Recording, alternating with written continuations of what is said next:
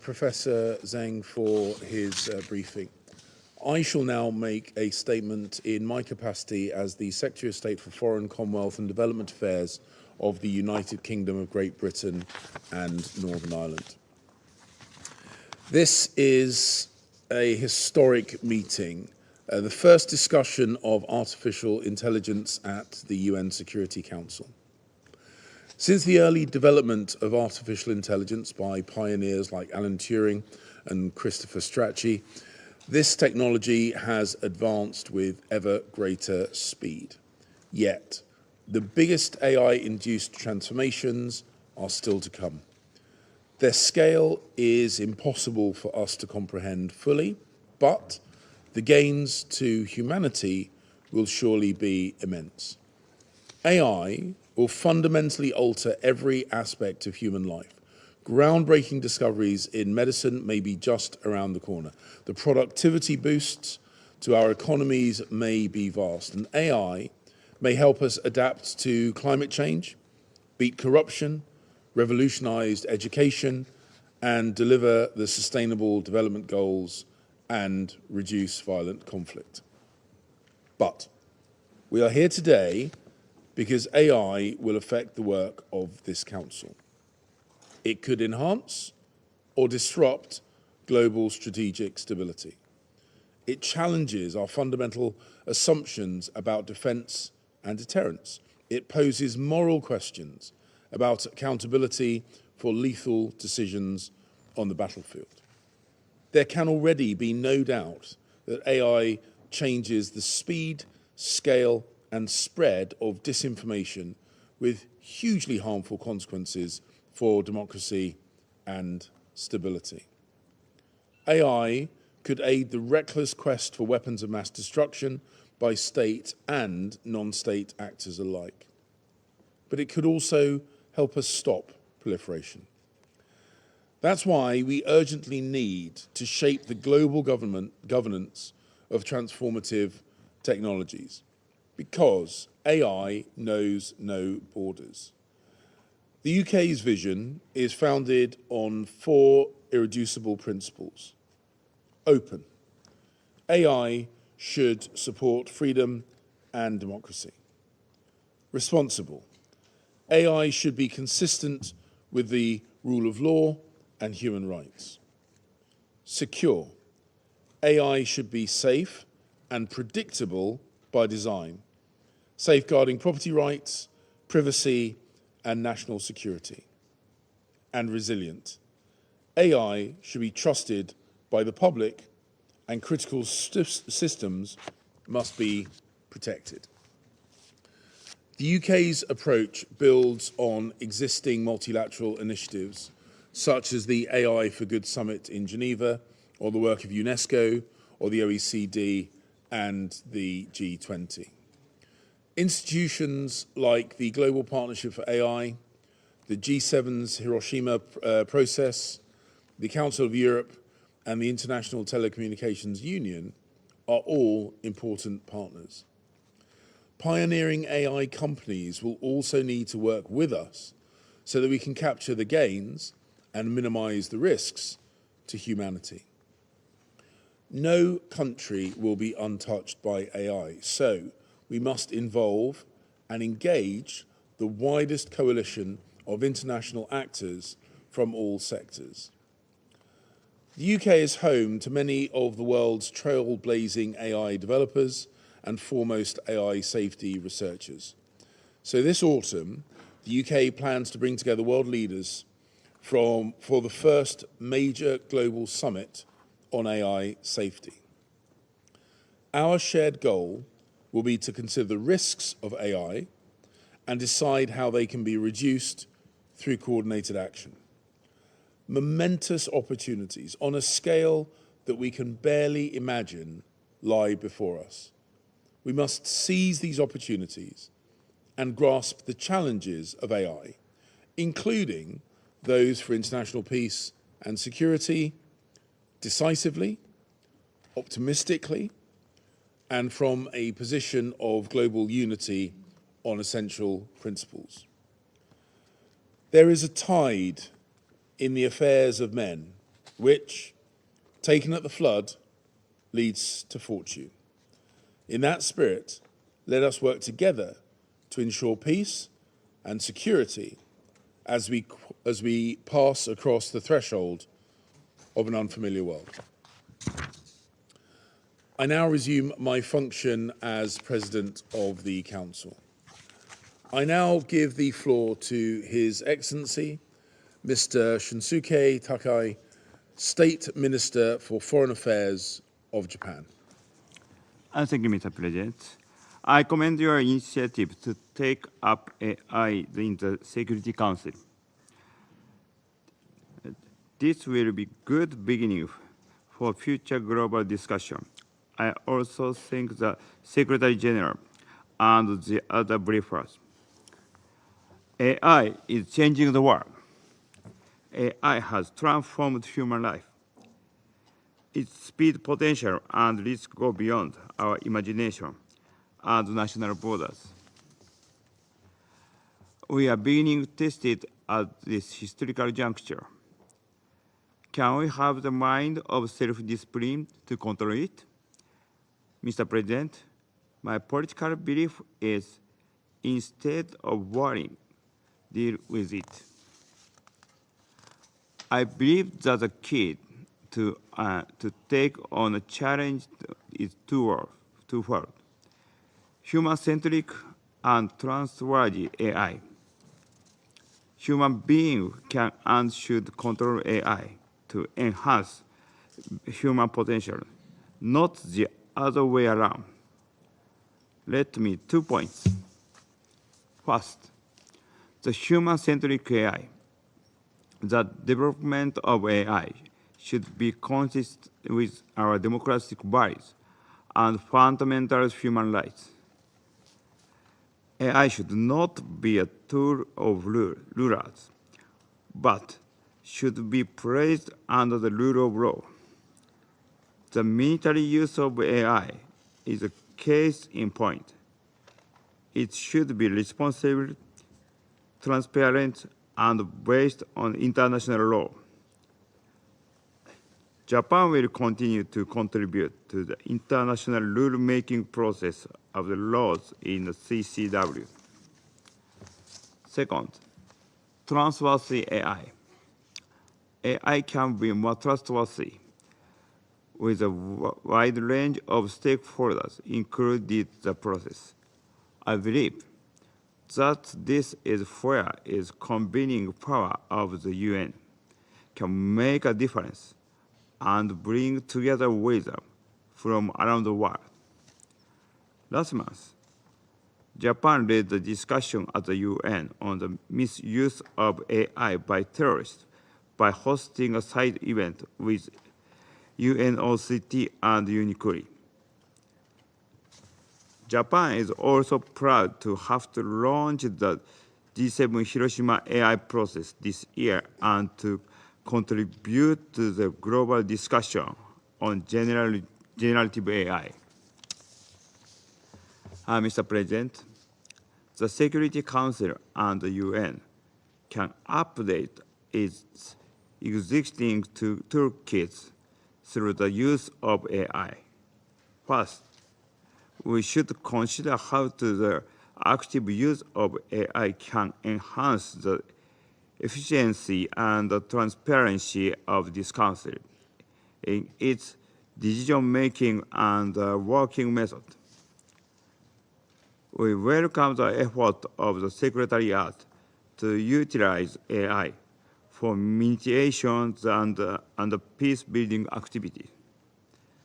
Moreover, we can make the UN work more efficiently and effectively through AI-based early warning systems for the conflict, sanction implementation monitoring, and countermeasures against disinformation on peak operations. Let me conclude by expressing our willingness and activity participate in the discussion on AI at the UN and beyond. Thank you, Mr. President. I thank His Excellency Mr. Takai for his statement. I now give the floor to His Excellency Mr. Manuel Goncalves, Deputy Minister for Foreign Affairs and Cooperation of the Republic of Mozambique. Mr. President, Mr. Secretary General of the United Nations, Your Excellencies and distinguished members of the Council, Mozambique warmly congratulates United Kingdom for its brilliant presidency and for convening this timely and important debate on artificial intelligence, opportunities and risks for international peace and security. We wish to convey our gratitude to His Excellency Antonio Guterres, Secretary General of the United Nations, for his insightful remarks. We thank the briefers for their thoughtful and pertinent contributions. Mr. President, allow me to begin with a candidate disclosure. This statement was made solely by humans and not by generative artificial models like the well-known ChatGPT. This disclosure is important. It unveils some of the axios surrounding the rapid advancement in AI. Especially, we are approaching a point where a digital machine can now execute tasks that, for the majority of human existence, were exclusively within the realm of human intelligence. The recent acceleration in both the power and visibility of AI systems, along with the increased awareness of their capacity and limitation, has sparked concern that technologies is advancing at such a rapid pace that it may no longer be safely controllable. Discussion is warranted. While recently advancement in AI present immense opportunity to enhance various fields such as speech making, medicine, warfare, through democratization of innovation, certain models have also exhibited capability that surpass the understanding and control of their creators. This poses risks on various kinds, including the potential of catastrophic outcomes. Indeed, we should take heed of cautionary tale of the sources of apprentice. As AI engineers increasingly and convincingly imitated,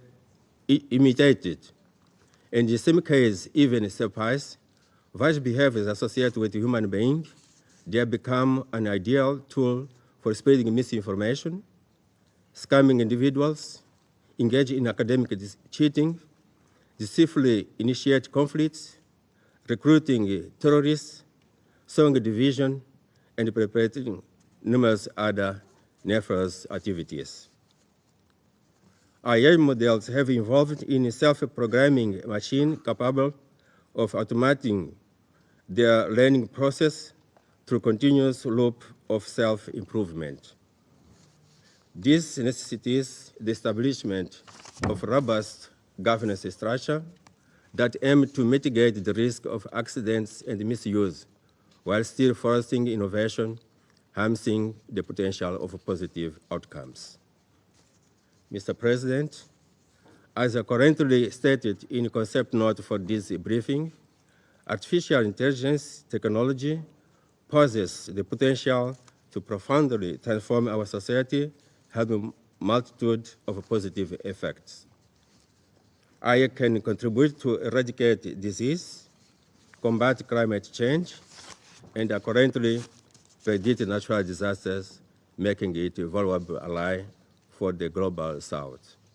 Similarly, by leveraging the extensive database generated by organizations like SEAD, regional organization, and wide UN system, which adhere to rigorous standards of quality control, source and member state involvement, we have the potential to enhance early warning capability, customizing mediation effort, and strengthening strategic communication in peacekeeping, among other various examples. AI can be a valuable tool in enhancing this vast data for the benefit of these endeavors. Mr. President, faced with the opportunity and threat posed by using artificial intelligence, the Republic of Mozambique recognizes the importance as a member state of the United Nations of adopting a balanced approach. It encompasses the following aspects. First, in the event that credible evidence emerges indicating that AI poses an existential risk, it is crucial to negotiate an intergovernmental treaty to govern and monitor its use. Second, it is essential to develop relevant regulation and appropriate legislation to safeguard privacy and data security. This entails ensuring that all relevant actors, including government and companies, provide digital technology, utilize artificial intelligence in ethical and responsible manner while respecting the principle outlined in Article 12 of the Universal Declaration for Human Rights and Article 17 on International Covenant of Civil and Political Rights. Third, the Global Digital Pact should be promoted, facilitating the sharing of technological knowledge between advanced countries and those in the early stage of AI development. This collaborative effort between AI specialists, governments, companies, and civil society aims to mitigate the risk of misuse and foster responsible AI practice.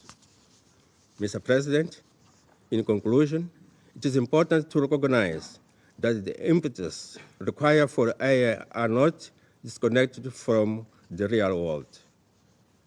The necessary resources such as data, computer power, electricity, skills, and technological infrastructure are not evenly distributed across the globe. By striking a balance between the advantage of AI and the essential safeguards in place, we are ensured that AI does not become a source of conflicts that reinforce inequalities and asymmetries, potentially posing threats to global peace and security. This approach aims to harness the potential of AI-wide activity, mitigating any negative consequences that may arise. Thank you, Mr. President. I thank His Excellency Mr. Gonçalves for his statement. I now give the floor to His Excellency Mr. Omran Sharaf, Assistant Minister for Foreign Affairs and International Cooperation for Advanced Science and Technology of the United Arab Emirates. I will begin by thanking Secretary General Guterres for his attentive remarks today. Thank you to Foreign Secretary Cleverly and the UK Presidency for bringing such a salient topic to the Council for discussion. I would also like to thank our other briefers for their illuminating statements. Mr. President, how we negotiate the threats and opportunities for artificial intelligence is fast becoming one of the defining questions of our time. 5 years ago, the UAE and Switzerland brought forward a proposal to Secretary General Guterres to establish a deliberative group to consider this very question. Under the Secretary General's leadership, the high-level panel on digital cooperation was created, and it was clear for their deliberations that technology such as AI could no longer go unchecked. Computation processing power has followed Moore's law, doubling every 18 months since the dawn of the computer age. Not anymore. AI development is now outpacing Moore's law and moving at breakneck speed, and governments are unable to keep up. This is the wake-up call we need. It is time to be optimistic realists when it comes to AI, not just for assessing the threats this technology poses to international peace and security, but to harness the opportunities it offers. To this end, I will make 4 brief points today. First, we must establish rules of the road. There is a brief window of opportunity available now where key stakeholders are willing to unite and consider the guardrails for this technology. Member states should pick up the mantle from the Secretary General and establish commonly agreed upon rules to govern AI before it's too late. They should include mechanisms to prevent AI tools from promoting hatred, misinformation, and disinformation that can fuel extremism and exacerbate conflict. As with other cyber technologies, the use of AI should be firmly guided by international law, since international law continues to apply in cyberspace. But we must also recognize that strategies may need to be adopted so that we can effectively apply the conventional principles of international law in the rapidly evolving context of AI development. Second, artificial intelligence should become a tool to promote peace building and the de-escalation of conflicts, not a threat multiplier. AI-driven tools have the potential to more effectively analyze vast amounts of data, trends, and patterns. That translates to an increased ability to detect terrorist activity in real time and predicting how the adverse effects of climate change may impact peace and security. It also paves the way for limiting the misattribution of attacks, as well as ensuring response in conflict settings as proportionate. At the same time, we must be aware of the potential misapplication of this technology in targeting critical infrastructure and fabricating false narratives to fuel tensions and incite violence. Third, the biases of the real world should not be replicated by AI. Decades of progress on the fight against discrimination, especially gender discrimination towards women and girls, as well as against persons with disabilities, will be undermined if we do not ensure that an AI that is inclusive. The high-level panel on digital cooperation was clear in stating that an inclusive digital economy and society was a priority action for immediate attention. Any opportunity that AI offers can only be a true opportunity if it is based on the principle of equality, both in its design and access. Fourth, we must avoid over-regulating AI in a way that hinders innovation. The creativity, research, and development activities occurring in the context of AI taking place in emerging nations are critical for the sustainable growth and development of those nations. To maintain this, emerging countries need flexibility and agile regulations. We should nurture a sector that encourages responsible behavior using smart, effective, and efficient regulations and guidelines, and avoid too rigid rules that can hamper the evolution of this technology. Mr. President, throughout history, major shifts and leaps forward have often followed moments of major crisis.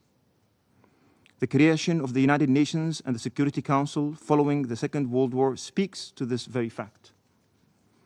When it comes to AI, let's not wait for the moment of crisis. It's high time to get ahead of the curve and shape an AI arena that is geared towards preserving international peace and security. Thank you, Mr. President. I thank His Excellency, Mr. Sharaf, for his statement. I now give the floor to the representative of China. Thank you, Mr. President. Mr. President,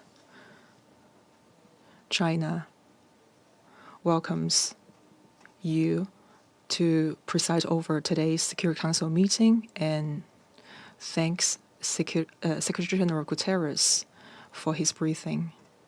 Many of his insights deserve our study. I would also like to thank Professor Zheng Yi and Professor Jack Clark for their briefings. Their insights can help us better understand and handle issues related to AI. In recent years, The world has witnessed a rapid development and wide application of AI, with complex effects constantly emerging. On the one hand, the empowering role of AI in areas such as scientific research, healthcare, autonomous driving, smart decision making is becoming increasingly prominent, generating huge technological dividends. On the other hand, the scope of AI application has been constantly expanding, causing increasing concerns in areas such as data privacy, spreading false information, exacerbating social inequality, and disrupting employment structures. In particular, the misuse or abuse of AI by terrorist or extremist forces will pose a significant threat to the international peace and security. At present, as a cutting-edge technology, AI is still in its early stage of development. As a double-edged sword, whether it is good or bad, good or evil, depends on how mankind utilized it, regulate it, and how we balance scientific development with security. The international community should uphold the true spirit of multilateralism, engaged in extensive dialogue, constantly seek consensus, and explore the development of guiding principles for AI governance. We support the central coordinating role of the UN in this regard and support the Secretary General Guterres' efforts in holding discussions amongst all parties, as well as the full participation of all countries, especially developing countries, in participating in this cause and making their own contributions. I would like to make some preliminary observations. First, we should adhere to the principle of putting ethics first. The potential impact of AI may exceed human cognitive boundaries. To ensure that this technology always benefits humanity, it is necessary to take people-oriented and AI for good as the basic principles to regulate the development of AI and to prevent this technology from turning into a runaway wild horse.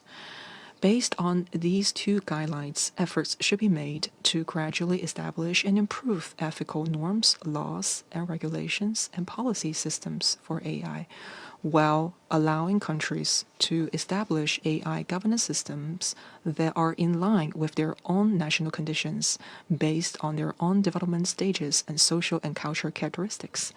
Second, adhere to safety and controllability. There are many uncertainties in the development and application of AI-related technologies, and safety is the bottom line that must be upheld. The international community needs to enhance risk awareness, establish effective risk warning and response mechanisms, ensure that risks beyond human control do not occur, and ensure that autonomous machine killing does not occur. We need to strengthen the detection and evaluation of the entire life cycle of AI, ensuring that mankind has the ability to press the pause button at critical moments. Leading technology enterprises should clarify the responsible parties, establish a sound accountability mechanism, and avoid developing or using risky technologies that may have serious negative consequences. Thirdly, we must adhere to fairness and inclusiveness. The impact of AI on science and technology is worldwide and revolutionary. Equal access and utilization of AI technology products and services by developing countries are crucial to bridging the technological, digital, and development divide between the North and the South. The international community should work together to ensure that developing countries equally enjoy the development dividends brought by AI technology and continuously enhance their representation and voice in this field.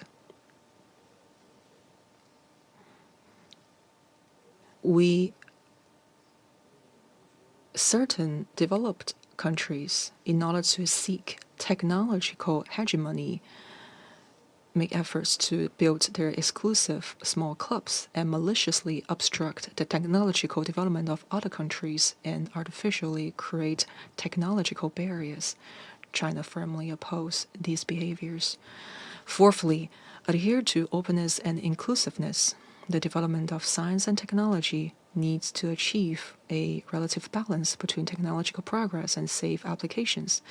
The best path is to maintain open cooperation, encourage interdisciplinary, inter-industrial, inter-regional, and cross-border exchanges and dialogues, and oppose various forms of exclusive clubs and decoupling and disconnection. We need to promote coordination and interaction among international organizations, government departments, research and educational institutions, enterprises, and the public in the field of AI development and governance under the UN framework, and jointly create an open, inclusive, just, and non-discriminatory environment for scientific and technological development. Fifth, adhere to peaceful utilization. The fundamental purpose of developing AI technology is to enhance the common well-being of humanity. Therefore, it is necessary to focus on exploring the potential of AI in promoting sustainable development, promoting cross-disciplinary integration and innovation, and better empowering the global development cause. The Security Council could focus on the application and impact of AI in conflict situations to enrich the toolkit of the UN for peace. AI in the military field may lead to major changes in the way of warfare and the format of war. All countries should uphold a responsible defense policy, oppose the use of AI to seek military hegemony or to undermine the sovereignty and territorial integrity of other countries, and avoid the abuse in unintentional misuse or even intentional misuse of AI weapon systems. Mr. President, today's discussion on AI highlights the importance, necessity, and urgency of building a community of shared future for mankind. China adhere to the concept of community of shared future for mankind and have actively explored the scientific path of AI development and governance in all fields. In 2017, the Chinese government issued the New Generation Artificial Intelligence Development Plan, which clearly lay out basic principles such as technology, leadership, system layout, market leadership, open source, and openness. In recent years, China has continuously improved relevant laws and regulations, ethical norms, intellectual property standards, safety monitoring and evaluation measures to ensure the healthy and orderly development of AI. China has always participated in global cooperation and governance in AI with a highly responsible attitude.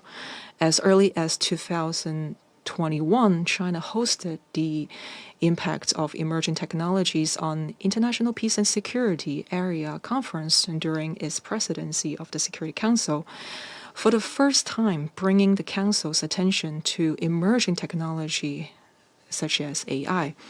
China has successfully submitted 2 position papers on military application of AI and its ethical governance on UN platforms, offering systematic proposals from the perspective of strategic security, military policy, legal ethics, technological security, rulemaking, and international cooperation.